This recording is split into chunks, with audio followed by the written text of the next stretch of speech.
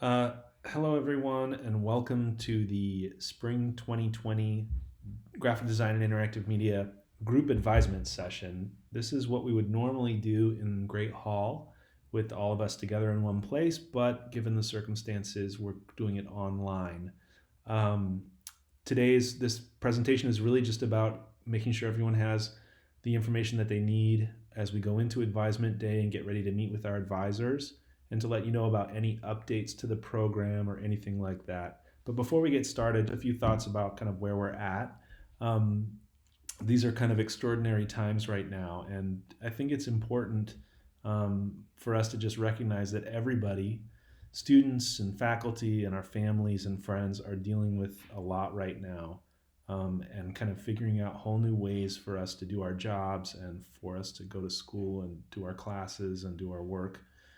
So it's really a lot for us to deal with. So remember to take care of yourself, be kind to yourself, look out for those in your life, and also understand that all of us here at Stout are working very hard to make sure that we do everything we can to make sure that your progress towards your degrees does not get slowed down, and that we give you the educational experiences that you're going to need in order to complete your degree and go on to a successful career. But today is really kind of going to be, I think Advisement Day is going to be a good day for all of us, because it's a chance for us to think about the future and to look forward to a time when things are more normal than they are now. So please use this time as an opportunity to map out what your next steps are next fall, and to have a very frank and open discussion with your advisor about any concerns that you have. If you are worried about next fall or worried about how you're going to complete your degree, please talk to your advisor about it. I'm going to encourage everybody to reach out to me as well if you have any questions or concerns, and we're going to really do everything that we can to keep you on track. So sticking with that theme, some new resources that are going to be available to everyone this Advisement Day. The first is that I'm going to have really dramatically extended virtual office hours this week. So I'm basically going to be available to everyone from, I think, like 9 to 2:30 every day. And there's a very easy way for you to add yourself to my office hours in the link below on this screen. And also the link that I included, it's the same link I included in the email when I sent you the link to this Advisement Day presentation. So all you have to do is click on there, choose a time, put in your email address, and you'll get a link to a Microsoft Teams meeting with me. And when it's time for us to meet, just click that link and we'll be connected, and we can talk through any questions that you have, and I'll be able to look at your academic record and advise you as you plan for the future. Another resource that I wanted to make sure that everybody was aware of is the UW-Stout COVID-19 planning page. There's a link in the slide in gray that's kind of the link to the top level of that page, but the blue link on this slide will take you directly to the area that's relevant, particularly for student FAQs, and anything that you want to know about how the university is responding to the pandemic can be found on this page, and in particular questions about refunds and other things that are relevant to students and families are there as well. I would say if there's anything that you cannot find the answer to on that page, please reach out to myself or your advisor or any of the faculty in the School of Art and Design. We're all really eager to help students navigate and do whatever we can to make this challenging time a little bit easier. So that's the number one takeaway, is make sure that if you have any questions, please reach out to somebody at the university that can help you. And if they can't, they'll connect you with someone who can.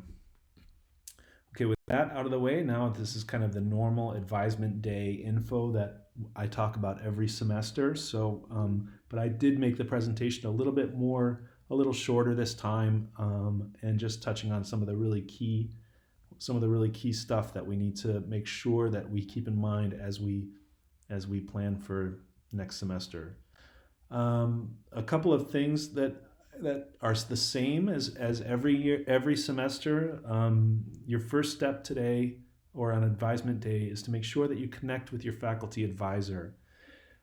Given the circumstances, we're really leaving it up to your advisor to determine the best way to have a meeting with you. So you should receive instructions on how to do that.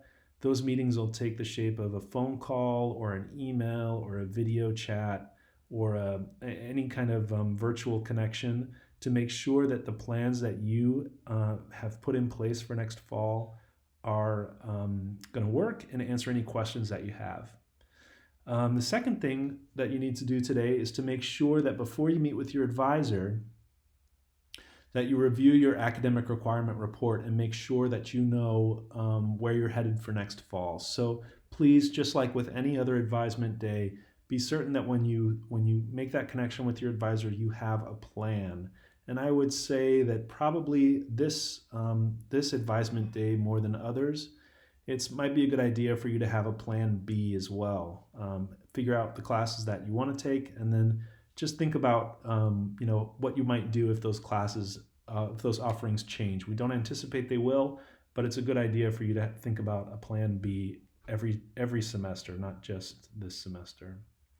So that academic requirement report can be found on the Access Stout page if you haven't been there before. This is an old screen grab, so I think it looks a lot different now. But essentially, you need to navigate to My Academic Requirements, and that will generate a report that shows all of your courses that you've completed, areas that are satisfied. And at the very bottom of that report, it will also show courses that are maybe not being used towards your degree. So something for you all to take a look at and make sure you're familiar with it before your admitting. If you don't have a report, if you log into your academic advisement area and you don't see anything, you just see a little short page with not very much information on it, that probably means that you haven't declared a concentration, because within our degree, you have to choose between two concentrations, either communication design or interaction design. If you haven't declared one of those concentrations, you need to reach out to Stephanie Danielson in the program office, and she will help get that activated for you. I'm going to talk a little bit more about those concentrations later in the presentation, but if you also have any questions about concentrations and choosing a concentration, that would be a great thing to do in an office hour visit with me.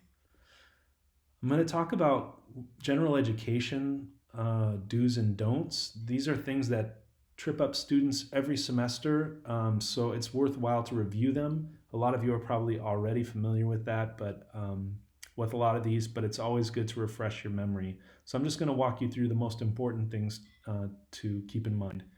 The first thing is that the classes must come from the general education list. So if you are not sure if a class is actually a general education class, you need to look at the list, and you can search general education on the Stout homepage to see a complete list of classes that are categorized as general education. What that means is, like, if you take a history class, don't assume that it's a general education class. Not every history class is designated as general education.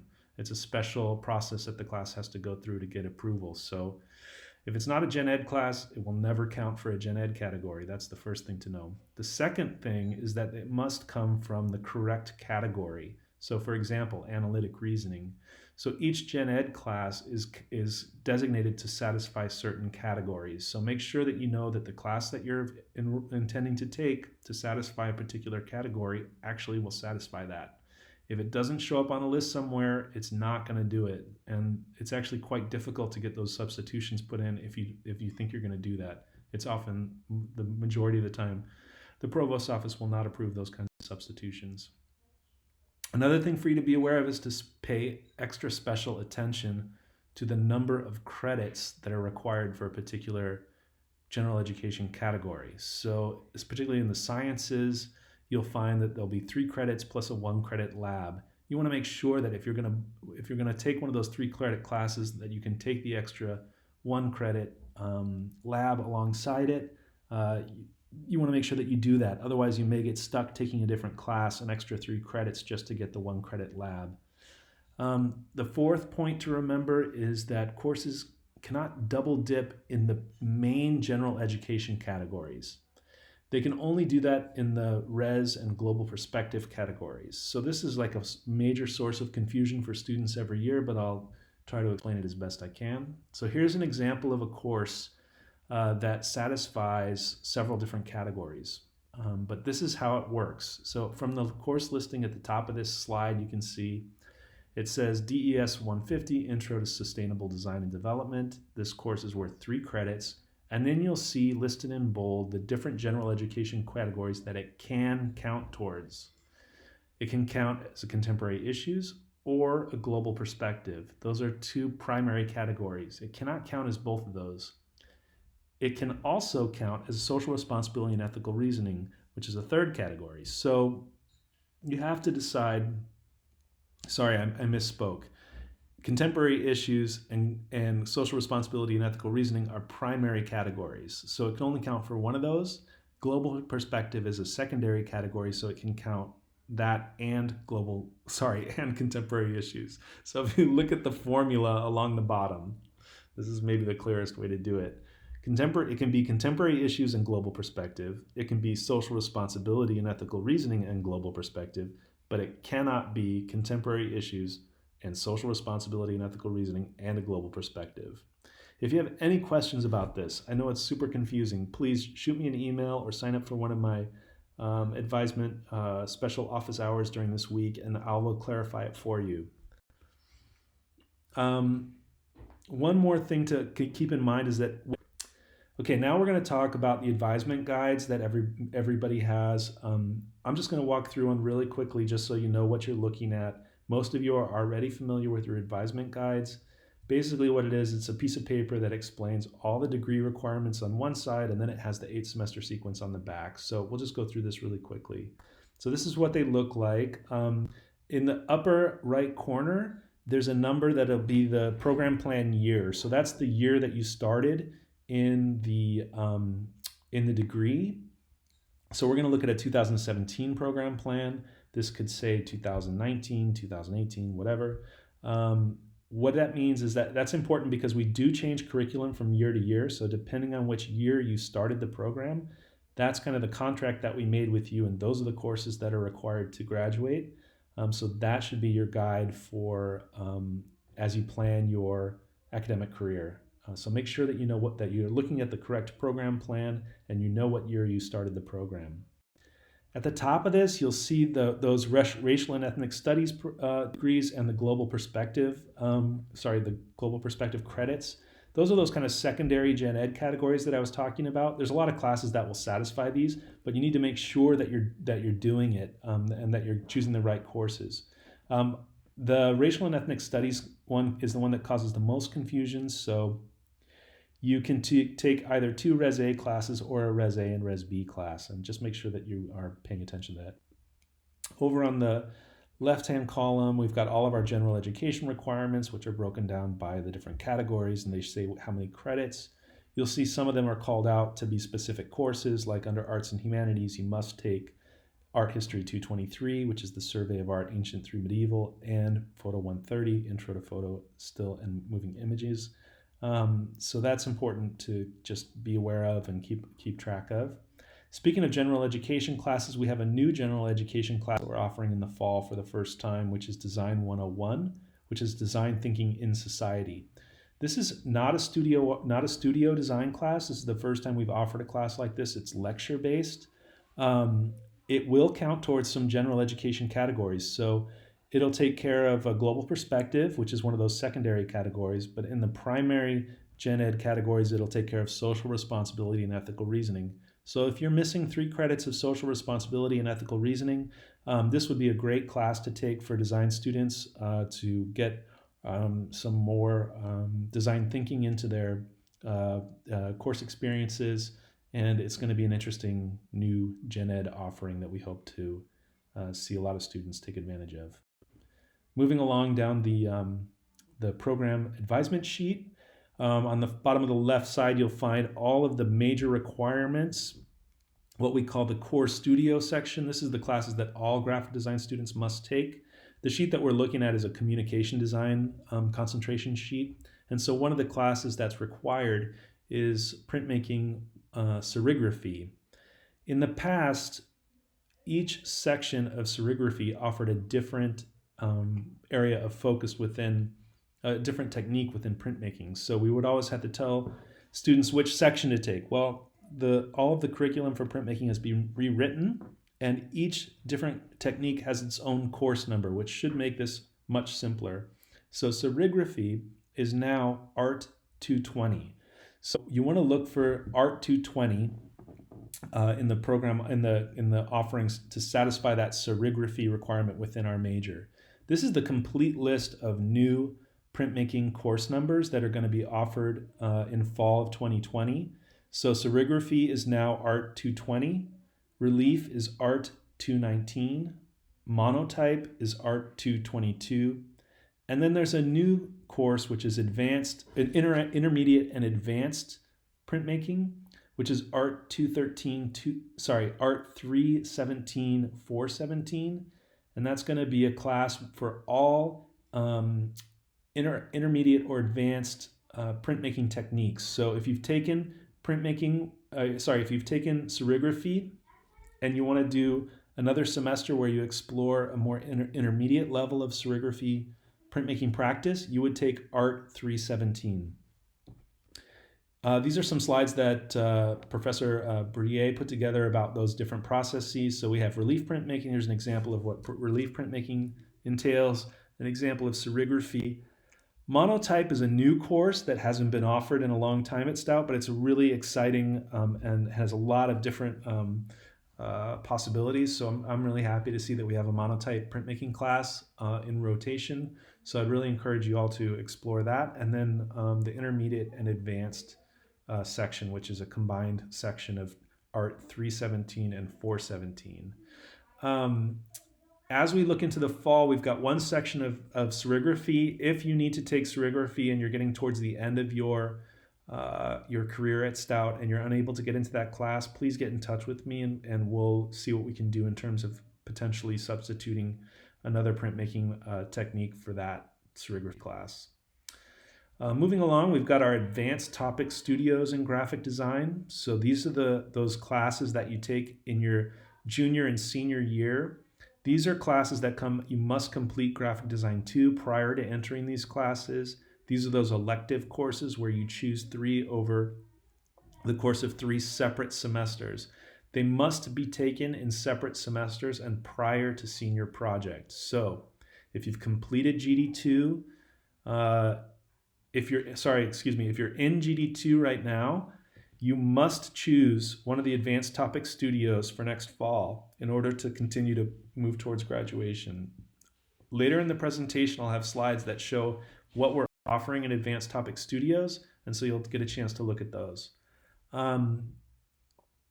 Below the advanced topic studios, we have all of the art studio electives that are available. This is an older copy of the Advisement guide, and it's missing our art photography classes. Oh no, sorry, it is on there. Art Photo 375 is on there. I take it back.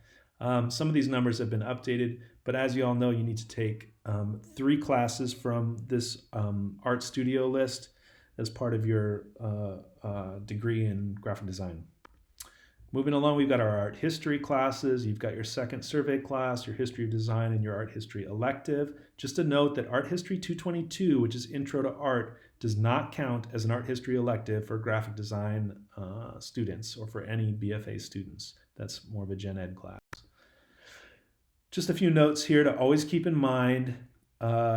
Within your School of Art and Design, art history, art studios, design studios, you must earn a C or better in that class in order for it to count towards your degree. So that means that if you earn a C- or lower in any art history, or design studio, that class will not count towards your degree and you will need to retake that class. I would say in general, if you're earning C's or C- in your design studios, please reach out to me and we can have a conversation about what's going on. You should be doing better in your art and design studios. Maybe it's something we can talk about, whether it's the right degree or what's going on. So We want to see everyone doing better than that in the program. So please, if that's where you're at, let's have a conversation. If you flip that thing over, you'll get to see all of the 8-semester sequence. It's really important in terms of keeping you on track to graduate that when you see those courses that are in bold, those are sequential courses with prerequisites starting in your second semester with type 1 letter form. Every semester, you should be taking those courses that are bold. And if you run into any issues where you are unable to get into a class, or for whatever reason you were not able to get those bold classes on your schedule, reach out to me and we'll make sure that we're doing whatever we can to keep you on track. There may be ways for you to catch up or substitutions or other things that we can do to help make sure that you can graduate on time. So that's your program plan overview, just to familiarize yourself with it. Most of you are already probably familiar with it.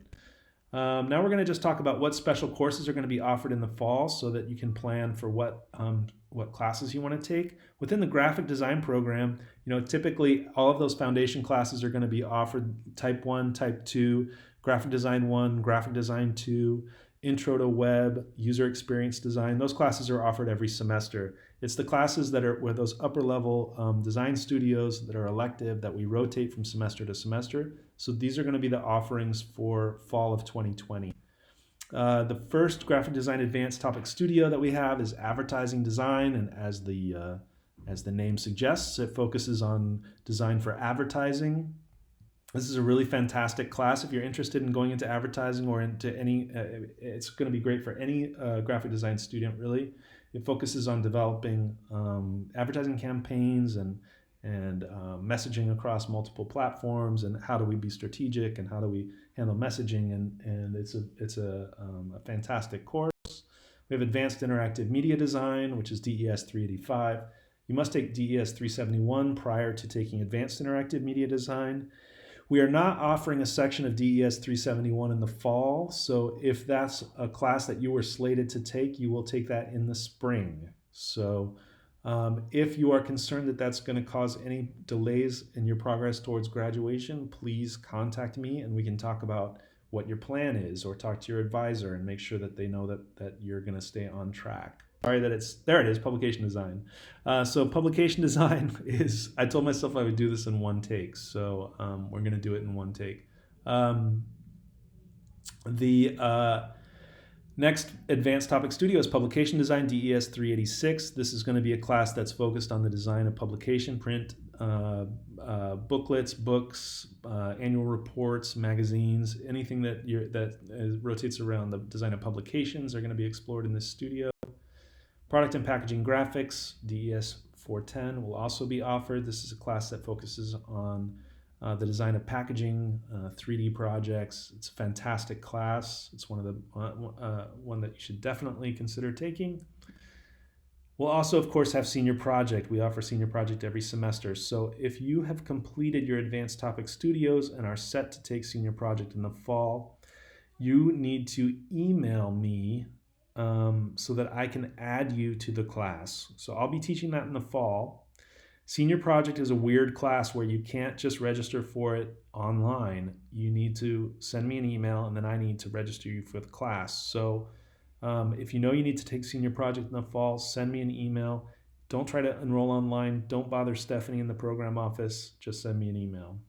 So those are all the different graphic design advanced topic studios that are going to be offered in the fall. Remember, if you've completed Graphic Design 2, you must take one of those in the fall. So either advertising design, advanced interactive media design, publication design, or product and packaging graphics.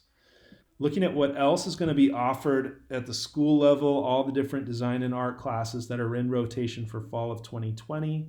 Here's a complete list. Keep in mind we've got that Design Thinking in Society Gen Ed class being offered for the very first time.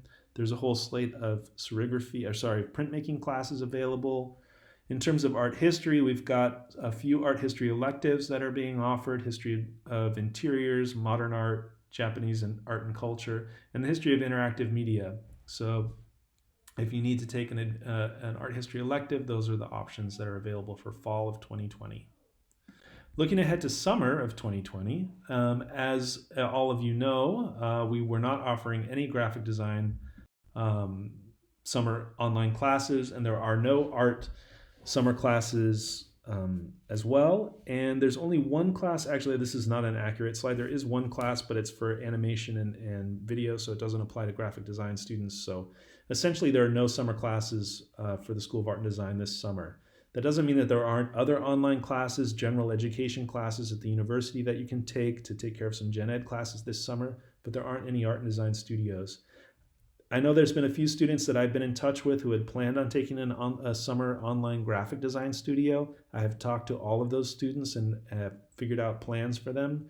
If you are one of those students and you haven't gotten in touch with me, please reach out to me and let me know what your situation is, and I can help give you advisement about how you're going to continue to progress towards your degree.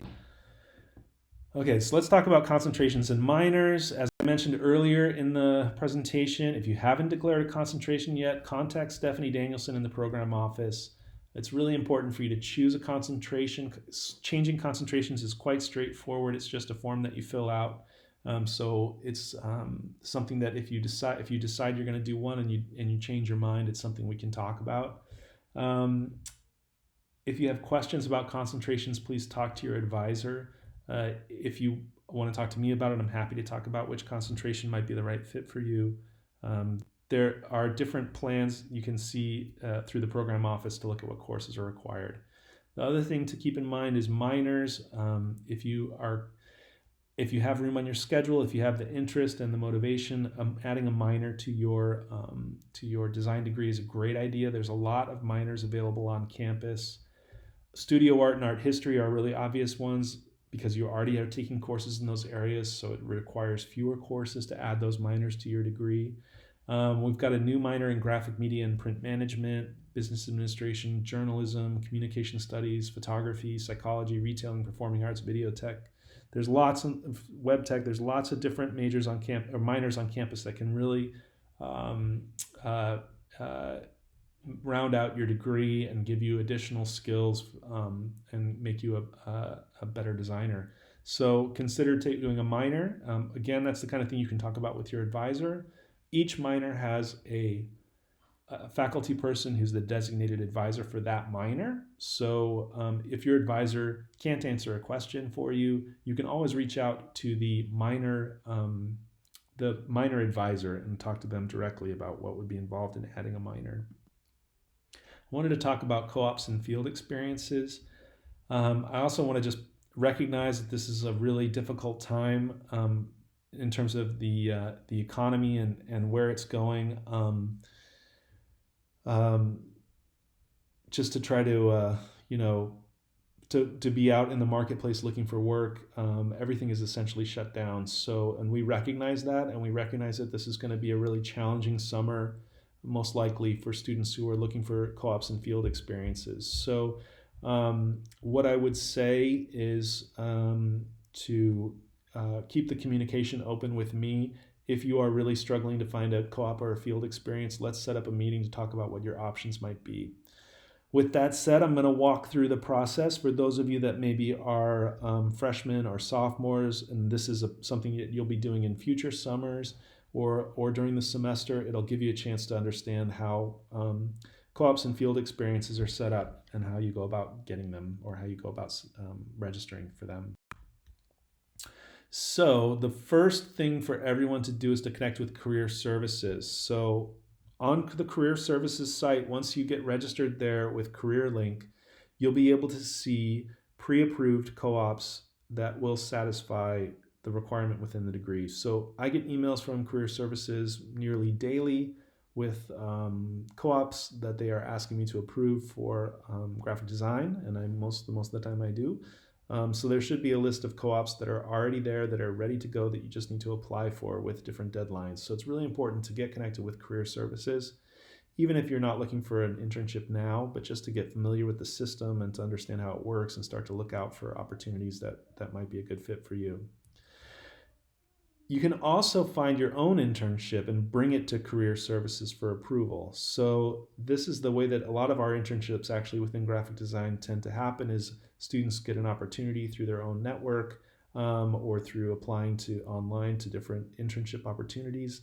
you get the internship, and then your first stop is to bring it to career services and say, hey, I've got this opportunity. This is what it looks like. Can it count as a co-op?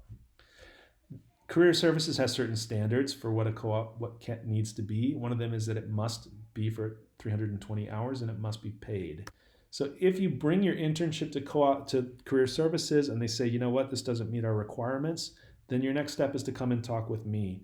We have a separate course number that's called a field experience that has different standards than a co-op, which that can be a way that we can count your internship towards this requirement without it being technically a co-op. Another thing to consider is that in a lot of cases, if you have a client project on your own doing freelance work, let's say you're a junior and you've been hired to design something for a client, that can count as well. So let's talk about whether that project is big enough to be a field experience to satisfy this requirement within the degree. If you do a study abroad program, it's possible to add on a field experience. So that's another thing that you would want to talk with me about before you go on study abroad. But essentially the takeaway is that there's a lot of different ways to satisfy the field experience requirement. So don't panic about it. Keep your eyes open and keep talking with me if you have something that you think might work, but you're not sure. Now we're going to talk about study abroad. And of course, this is like the worst. I mean, it's a terrible time to study abroad right now, but we're looking forward to the future when study abroad will become more active. The Office of International Education has set up special events on Advisement Day to connect with students virtually, to talk about all of the opportunities for study abroad that are scheduled for the coming academic year. So please take advantage of those opportunities. There's a link on this slide to all the events that are going to be happening on Tuesday during Advisement Day. So you'll get a chance to ask all the questions that you have. Usually we end these presentations talking about upcoming events and reminders to keep that everyone should have on their radar. We have fewer of those right now simply because of the kind of situation that we're in, but one that I wanted to make sure that everybody was aware of is that mid-program review for spring of 2020 will be postponed. And so we're going to be having meetings at the school level about how we're going to address students who were slated to go to mid-program review this semester. So if you were scheduled for mid-program review, the most important thing for you to know is that it's not going to happen this semester, and that you will get communication later in the semester with how we're going to handle those students that were scheduled to do mid-program review this spring. And with that, that's the end of the presentation. So just stay safe, and most importantly, stay in touch. If there's anything that you're concerned about or that you're unsure about or that you just have a question about, all of us are here to support you and to do what we can in terms of making sure that we get you the information that you need in order to stay on track to graduate. So with that, that's the end of the virtual Spring 2020 Graphic Design and Interactive Media Advisement Day group session.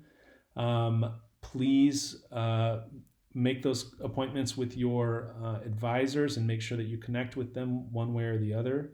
And please, if you have any questions, reach out to myself and schedule a office hours meeting or an email or something like that. And we're going to do our best to support you all through this and make sure that you have the information that you need in order to plan for the future.